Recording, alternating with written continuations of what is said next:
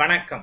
மோடி இது வரைக்கும் எவ்வளவு நாடுகள் போயிருக்கார் பிரதமர் ஆனதுல இருந்து சொல்லு பாப்போம் அப்படின்னு என்கிட்ட ஒரு ஃப்ரெண்டு கேள்வி கேட்டான். இந்த கேள்விக்கு அவருக்கே பதில் சொல்ல தெரியாது, என்கிட்ட போய் கேக்குறியடா மடையான்னு அவனை சொன்னேன். அதெல்லாம் ஒரு பக்கம் இருக்கட்டும். இந்த வருஷம் செப்டம்பர் மாசம் மோடிஜி அமெரிக்கா போனார். அங்க நிக்கோலா டெஸ்லா லைட் மேனுஃபேக்சரிங் கம்பெனிக்கு போய் இப்போ இந்த கம்பெனியுடைய சிஇஓவா இருக்கிற சிலான் மஸ்க் அப்புறம் அங்க இருக்கிற ஒர்க்கர்ஸ் எல்லாரையுமே அவர் சந்திச்சு பல விஷயங்கள் பேசினார். அந்த கம்பெனிக்கு அவர் எதனால போனார், அவருக்கும் சிலான் மஸ்குக்குமான அந்த சந்திப்பு எதனால நடந்ததுன்னு கேட்டா நீங்க அப்படியே ஷாக் ஆயிடுவீங்க. அதாவது நாட்டுக்கே ஃப்ரீ கரண்ட் ஃப்ரீ பெட்ரோல் தரணும்னு மோடி நினைக்கிறாரு. இது ஒன்றும் வஞ்சக புகழ்ச்சி அணி கிடையாது. ஏன்னா என்னோட எஃபி ஃப்ரெண்ட்ஸுக்கு தெரியும், நான் ஏற்கனவே நிறைய தடவை வஞ்சக புகழ்ச்சி அணியில பண்ணியிருக்கேன். அதே மாதிரி இது ஒண்ணு. இந்த ஜனநாயக நாட்டில் யார் தப்பு பண்ணாலும் மனசுக்கு தப்புன்னு பட்டுதுன்னா நியாயமான முறையில கௌரவமான முறையில விமர்சனம் பண்ணலாங்க, தப்பு இல்லை. இப்போ யார் நல்லது பண்ணாலும் பாராட்டணும், மோடி நல்லது பண்ணாலும் பாராட்டணும்ல. இப்ப நான் மோடிஜியை பாராட்ட தான் போறேனே ஒழிஞ்சு வஞ்சக புகழ்ச்சி அணி கிடையாது. இந்த சிலான் மஸ்க் என்ன பண்ணிருக்காருன்னா கரண்ட் காரு கண்டுபிடிச்சிருக்காரு. ஏற்கனவே கரண்ட் காரு பேட்டரி கார் எல்லாம் எப்பயோ கண்டுபிடிச்சாச்சு. ஜெர்மன்ல பறக்கிற காரையே கண்டுபிடிச்சிட்டாங்க. இப்போ இந்த கரண்ட் காரு பேட்டரி கார்லாம் ஏன் சந்தைப்படுத்தப்படல? காரணம் இலுமினாட்ஸ்ங்கிற உலக முதலாளிகள். அதெல்லாம் மார்க்கெட்டுக்கு நிறைய வந்தது, மக்கள் வாங்க ஆரம்பிச்சுட்டாங்கன்னா அப்புறம் பெட்ரோல்ல பல லட்சம் கோடி இன்வெஸ்ட் பண்ண பெருத்த பண முதலீடுகளுக்கெல்லாம் தலையில அடி விழும், இடி விழும். அதனாலதான் நம்ம இவ்வளவு ரூபாய் கொடுத்து பெட்ரோல் டீசல் வாங்கிட்டு இருக்கோம். நம்ம கவர்மெண்ட்டுக்கும் இந்த பெட்ரோல் டீசலுக்காகவே நிறைய ரூபாயை வேஸ்ட் பண்ண வேண்டியதா இருக்கு. இப்படி பல காரணங்கள். உலக முதலாளிகளுக்கு எல்லா நாடுகளுமே பயப்படுறது. இந்த சிச்சுவேஷன்ல மோடி என்ன பண்ணிருக்கார், தில்லா போய் நிக்கோலா டெஸ்லா லைட் மேனுஃபேக்சரிங் கம்பெனியை மீட் பண்ணிருக்கார். இப்போ அதோட சிஇஓவா இருக்கிற சிலான் மஸ்க் என்ன பண்ணிருக்கார், மணிக்கு 240 கிலோமீட்டர் ஸ்பீட்ல போற கரண்ட் காரை கண்டுபிடிச்சிருக்காரு. இது வரைக்கும் 60-70 கிலோமீட்டர் ஸ்பீட்ல தான் இது வரைக்கும் கண்டுபிடிக்கப்பட்ட கரண்ட் கார்கள் மணிக்கு 240 கிலோமீட்டர் ஸ்பீட்னு போனதே கிடையாது. இந்த சிலான் மஸ்க் கண்டுபிடிச்சிருக்கிற கரண்ட் காரோட ஸ்பெஷாலிட்டி என்னன்னா, ஒரு நாளைக்கு 15 நிமிஷம் நீங்க அந்த காரை சார்ஜ்ல போட்டா போறீங்க, 24 ஹவர்ஸ் சேர்ந்தாப்புல ஓட்டலாம். அந்த மாதிரி மிகவும் சிறப்பு வாய்ந்த அதிநவீன தொழில்நுட்பத்துடைய கார் அது. அது ரொம்ப மலிவான விலையிலையும் மார்க்கெட்ல விற்கணுங்கிற ஐடியால இந்த கம்பெனி இருக்கு. அதே மாதிரி கரண்ட் பைக்கு கரண்ட் கார் எல்லாமே பண்ற ஐடியால இந்த கம்பெனி இருக்கு. டிவிஎஸ் 50 மாதிரியான சின்ன பைக்ல இருந்து ஆரம்பிச்சு நானோ கார் மாதிரியான சின்ன காரு, பென்ஸ் பிஎம்டபிள்யூ மாதிரியான பெரிய காரு எல்லாமே அப்படியே கரண்ட்ல பேட்டரியில இயங்கக்கூடிய காரா நம்ம நாட்டுல இருந்ததுன்னா நமக்கு எவ்வளவு அதனால பொருளாதாரம், உங்களுடைய பணமும் மிச்சமாகும், கவர்மெண்ட்டுடைய பணமும் அந்த பெட்ரோல் டீசலுக்குன்னு வாங்கறதுக்குன்னு இருக்கிற பணத்தை மிச்சப்படுத்தலாம். அந்த பணத்துல எவ்வளவோ ஆக்கப்பூர்வமான விஷயங்களை இந்த நாட்டுல பண்ணலாம். இந்த மாதிரி காரணத்துக்காக தான் அவர் இந்த கம்பெனி போயிருக்கார். போய் சிலான் மஸ்க பார்த்திருக்கார். கூடிய சீக்கிரம் இந்தியால இந்த கரண்ட்ல இயங்கக்கூடிய பைக்கு காரை இறக்குமதி பண்ற ஐடியால மட்டும் இல்ல மோடி, அந்த தொழில்நுட்பத்தை இங்க இருக்கிறவங்களுக்கு கத்து கொடுக்கணும்னு மோடி கேட்டிருக்கார். ஃபியூச்சர்ல இந்தியாலேயே கூட ஏதாவது சுதேசி கம்பெனி அந்த மாதிரி வரலாம். கரண்ட்ல இயங்கக்கூடிய பைக்கு காரை உற்பத்தி செய்யக்கூடிய தொழிற்சாலைகள் வருங்காலத்தில் இந்தியா வந்தாலும் வரலாம். ஆனா இதெல்லாம் சாத்தியப்படுமாங்கிறது தான் $1 மில்லியன் கேள்வி.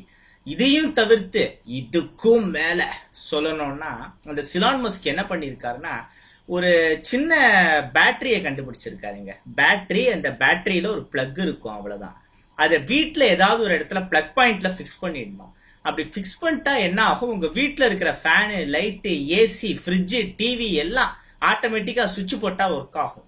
அதாவது உங்களுக்கு புரியுற மாதிரி சொல்லணும்னா நீங்க கரண்ட் பில் கட்ட வேணாம், இன்வென்டரி யூஸ் பண்ண வேணாம், ஜென்ரேட்டர் எதுவுமே யூஸ் பண்ண வேணாம். அந்த பேட்டரியை உங்க வீட்டுல ஏதாவது ஒரு பிளக் பாயிண்ட்ல சொருகினா போதும். கேட்கவே ஆச்சரியமா இருக்குல்ல. இது ரொம்ப சீப்பா எல்லாருமே யூஸ் பண்ற மாதிரி, குடிசையிலிருந்து ஆரம்பிச்சு பெரிய பெரிய பங்களா, ஃபேக்டரிஸ் எல்லாத்துலயுமே இது உபயோகப்படுத்தலாம். இன்னொன்று, நம்ம இந்தியால அதுவும் தமிழ்நாட்டுல திருப்பூர் மாதிரியான இடங்கள்ல ஆயிரக்கணக்கான தொழிற்சாலைகள் இழுத்து மூடப்பட்டதுக்கு காரணம் என்ன, மின்சார தட்டுப்பாடு. ஏதோ கரண்ட் ப்ராப்ளம், பவர் கட்னாலே இது தமிழ்நாட்டுல மட்டும்தான் இருக்குன்னு நிறைய பேர் நினைச்சிட்டு இருக்காங்க. தமிழ்நாடை தாண்டி போகாதவங்க இங்கேயும் இருக்கு. ஆனா முன்னைக்கு இப்ப எவ்வளவோ பெட்டர், இப்ப கண்ட்ரோல் ஆயிருக்கு. ஆனா இன்னமும் யூபி, பீகார் மாதிரியான இடங்கள்ல எல்லாம் பவர் கட் ப்ராப்ளம் கண்ட்ரோல் ஆகல. அந்த மாநிலங்கள் எல்லாம் கம்பேர் பண்றதுக்கு நம்ம தமிழ்நாடு எவ்வளவோ 100 டைம்ஸ் 1000 டைம்ஸ் பெட்டர். இந்தியால இப்பவும் பவர் கட் இல்லாத மாநிலங்கள் ஒரு சில தான், அதெல்லாம் ஒரு பக்கம் இருக்கட்டும். ஆனா இந்த சிலோன் மஸ்குடைய இந்த இன்வென்ஷன், இந்த ஃப்ரீ கரண்ட், இந்த எலக்ட்ரிக் கார் மட்டும் இந்தியாவுக்கு வந்ததுன்னா அதனால நம்ம எல்லாருடைய லைஃப் ஸ்டைலும் எப்படி மாறும். கரண்ட் பில்லு கட்டுற வேற பணம் மிச்சம், பெட்ரோல் டீசலுக்கான பணம் மிச்சம். அந்த பணத்தை வச்சு நம்ம எவ்வளவோ யூஸ்ஃபுல்லான விஷயங்கள் பண்ணலாம், நம்மளோட லைஃப் ஸ்டைலே மாறும்.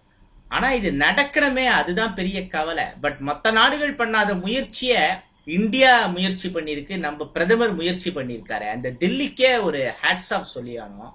இந்த நிக்கோலா டெஸ்லா கம்பெனியை ஆரம்பிச்சவர் யாருன்னா நிக்கோலா டெஸ்லா தான். உங்க எல்லாருக்குமே எடிசன் தெரியும், பல்பை கண்டுபிடிச்சாரு. அவருடைய சீடர் தான் நிக்கோலா டெஸ்லா. நீங்க ஒரு விஷயம் சொன்னா நம்ப மாட்டீங்க, நிக்கோலா டெஸ்லா குருவுக்கு மிஞ்சின சிஷ்யன். இவர் பல கண்டுபிடிப்புகள் கண்டுபிடிச்சிருக்காரு நிக்கோலா டெஸ்லா. அதுல ஒண்ணு ஆல்டர்னேட் கரண்ட். கரண்ட்ல ரெண்டு விதம் இருக்குங்க, ஏசி டிசின்னு சொல்லுவாங்க. Alternate current, direct current. இந்த ஆல்டர்னேட் கரண்ட்ங்கிறது ரொம்ப அட்வான்ஸான விஷயம். இப்ப எடிசன் ரொம்ப பெரிய விஞ்ஞானி தான். ஆனா அவருக்கு எப்படின்னா, தன்னோட சிஷ்யர்கள்ல யாராவது தனக்கு சமமான அறிவு உள்ளவங்களாவோ இல்ல தன்னை விட பெரிய அறிவாளிகளாவோ இருந்தா அவருக்கு பிடிக்காது. எடிசன் அவ்வளவு மோசமானவரான்னு நீங்க நினைக்கலாம். ஆமா, தன்னோட கண்டுபிடிப்பை உண்மைங்கிறத நிரூபிக்கிறதுக்காக ஒரு யானையை கொண்டவர் தான் எடிசன். எடிசனுடைய இன்னொரு பக்கம்னு பாத்தீங்கன்னா பயங்கர டெரரா இருக்கும். சித்தார்த் அபிமன்யு ரேஞ்சுக்குன்னு எடுத்துட்டு வச்சுக்கோங்க. இந்த நிக்கோலா டெஸ்லா எடிசனுக்கு ஈக்குவலான அறிவுன்னு சொல்றதை விட அவரை விட பெரிய அறிவாளியா இருந்தார். ஒரே கம்பத்துல ரெண்டு யானையை கட்டி வச்சா என்ன ஆகும், அந்த நிலைமை தான். நிக்கோலா டெஸ்லாவால சுதந்திரமா வேலை பண்ண முடியல. ஒரு 2 வருஷம் பொறுமையா பல்ல கடிச்சுட்டு எடிசன் கிட்ட சிஷ்ய பிள்ளையா அவர் இருந்துட்டு அப்புறம் என்ன பண்ணார், எடிசன் கிட்ட இருந்து வெளியில வந்துட்டார். ஒரு காலத்துல நிக்கோலா டெஸ்லா ரொம்பவும் நேசிச்ச மதிச்ச ஒரு மனிதன் யாருன்னா எடிசன் தான். எப்படியாவது அவர்கிட்ட சிஷ்யனா சேர்ந்துடணும்னு நினைச்சார். அதுக்காக எவ்வளவு பெரிய பகீரத பிரயத்தனம் வேணாலும் அவர் பண்றதுக்கு தயாரா இருந்தார். ஒரு கட்டத்துல அவர் எடிசனோட சிஷ்யனாவும் ஆயிட்டார். நிக்கோலா டெஸ்லாவை பத்தி ரொம்ப விரிவான வாழ்க்கை வரலாறு நான் என்னோட ஃபேஸ்புக் பேஜ்ல எழுதியிருக்கேன். அந்த மாதிரி அவர் ரொம்ப ஆசைப்பட்டார் எடிசன் கிட்ட ஸ்டூடெண்டா சேரணும்னு. சேர்ந்ததுக்கு அப்புறம் ஏண்டாப்பா சேர்ந்தோங்கிற மாதிரி நினைச்சார். அந்த மாதிரி இருந்தது எடிசனுடைய நடவடிக்கை எல்லாம். அவரை கிட்ட நெருங்கி போகாத வரைக்கும் தான் எடிசன் ஒரு பெரிய மனுஷனா நிக்கோலா டெஸ்லா கண்ணுக்கு தெரிஞ்சார். கிட்ட போக போக தான் எடிசனுடைய இன்னொரு மோசமான முகம் என்னங்கிறது நிக்கோலா டெஸ்லாக்கு தெரிய வந்தது. அப்புறம் எடிசன் கிட்ட இருந்து நிக்கோலா டெஸ்லா வந்ததுக்கு அப்புறம் சுதந்திர பறவையானார். பலவிதமான கண்டுபிடிப்புகள் எல்லாம் கண்டுபிடிச்சார். அதுல ஒண்ணுதான் இந்த ஏசிங்கிறது. இந்த நிக்கோலா டெஸ்லா கண்டுபிடிச்ச ஆல்டர்னேட் கரண்ட முதல்ல எடிசன் அப்படி கிண்டல் அடிச்சார்.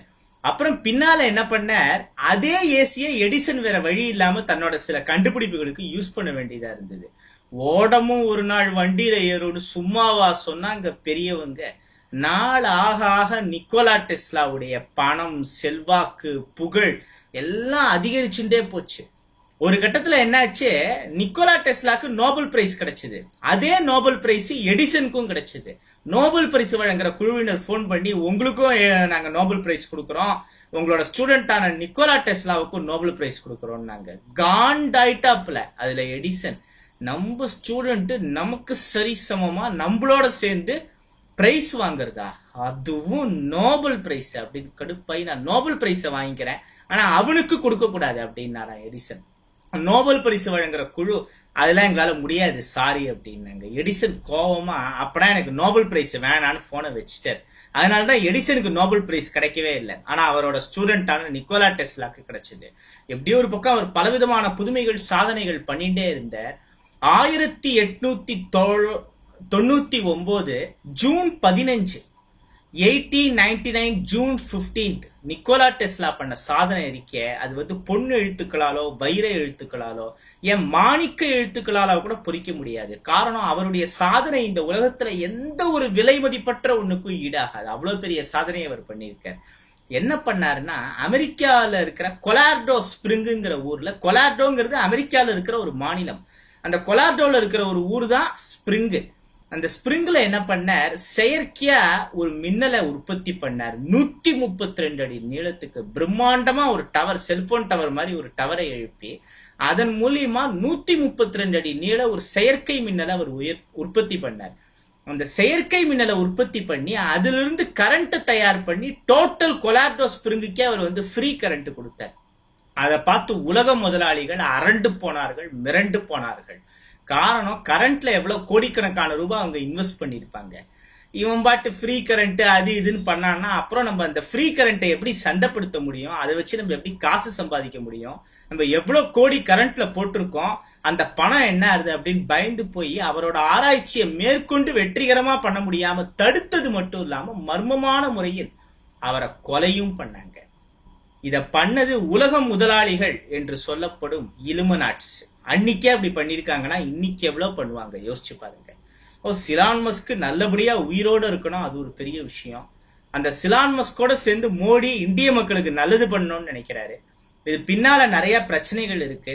அவர் கரண்ட் காரு கரண்ட் பைக் எல்லாம் இந்தியால வர வச்சு அதை சந்தைப்படுத்தணும்னு நினைக்கிறதும், ஃப்ரீ கரண்ட் இந்தியா ஃபுல்லா கிடைக்கணும்னு அவர் நினைக்கிறதும் நல்ல விஷயம்தான். ஆனா அதுக்கு பின்னால நிறைய தடைகள் தடங்கல்கள்லாம் இருக்கு. அதெல்லாம் மீறி இது வெற்றி பெறது அவனோட கையில தான் இருக்கு அப்படின்னு சொல்லி நான் என்னுடைய உரையை நிறைவு செய்து கொள்கிறேன். நன்றி, வணக்கம்.